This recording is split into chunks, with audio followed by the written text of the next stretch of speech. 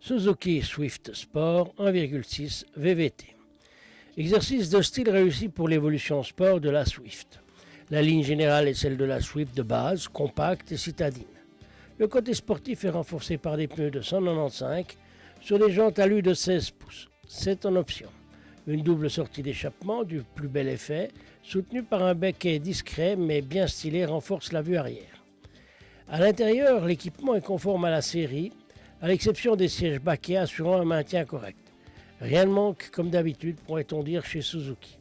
Les plastiques sont nets, la finition est soignée et la Swift offre aux passagers le standard d'une petite limousine de ville. Climatisation avec filtre à pollen pour les allergiques, airbag, lève vitres à l'avant électrique, verrouillage central, tout ça sont des dotations de série, de même qu'un système audio CD avec le lecteur MP3. Au niveau technique, ABS, ESP sont de la partie, de même qu'un système d'éclairage diurne automatique, pratique pour les oublis dans les tunnels d'ailleurs. Comportement routier. La Swift Sport est propulsée par un moteur 1600 cm3 qui développe 136 chevaux. Là, il n'y a pas de quoi casser les briques. La puissance est correcte, sans plus. La boîte a 6 rapports.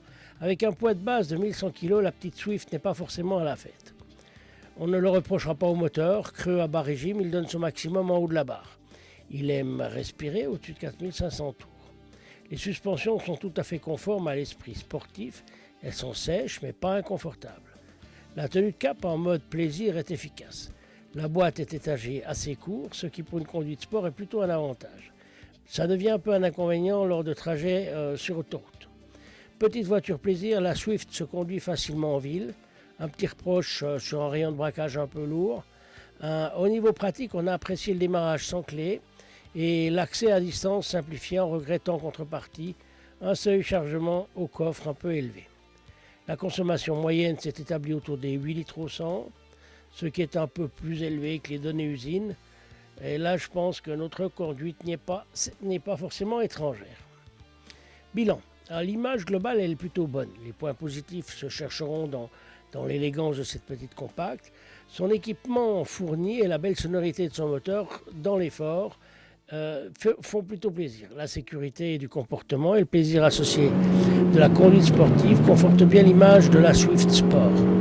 Le négatif, lui, se trouvera malgré les sensations décrites ci-dessus, dans un manque de puissance. En effet, sur un marché disputé où la concurrence est féroce, d'autres constructeurs proposent des modèles profitant de cylindrées identiques, mais développant, pour un prix d'acquisition plus ou moins similaire, des puissances bien plus importantes. On ne citera par exemple que la 207 GTI avec ses 175 chevaux ou la Corsa OPC avec ses 192 chevaux. Tous les véhicules mentionnés flirtant avec les 30 000 francs, même si la Swift démarre à 23 990 francs, la version que nous avons testée coûtait quand même autour des 29 000. Voilà. Maintenant, comme d'habitude, chez Roden Motor, si on a pu vous intéresser, allez donc tester cette Suzuki Kart Swift, on pourrait dire plutôt, parce que ça tient plutôt bien la route. Passez chez un concessionnaire, il se fera un plaisir de vous la faire essayer. Jean-Louis Vidal pour Roden Motor en 2012.